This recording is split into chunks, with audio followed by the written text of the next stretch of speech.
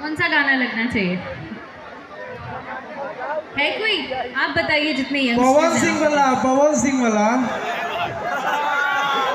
उतना लगी। काहे ना लगी हो? ये बोला था, हम बोला तानी। लगा लीजिए, हम बैठ जाते हैं। ना अपने के होठवा से सुने के बा। आप कौन है भैया? आई तनी भैया, ढेर बोला तनी। आप आई आगे ना भैया, आगे आ जाए।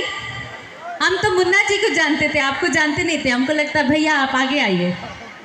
भैया भैया आई ना, खाली माइक में मत बोलिए, आके अगर ये जा स्टेज पे बोलब ना तो बहुत नाम रोशन हुई तहार। आइए आइए आइए, अब आवा भैया।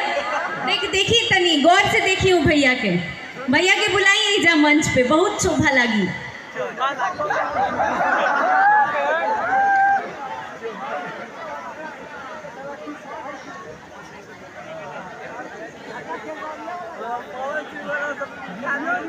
पवन सिंह से क्या कुछ भी आओ।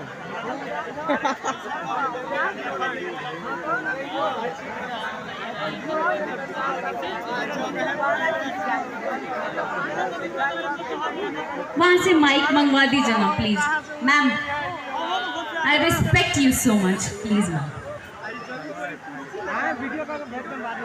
जी thank you ma'am, thank you. I love you for this, thank you. हाँ जी, तो कौन से मूड में थे हम लोग? कहाँ थे?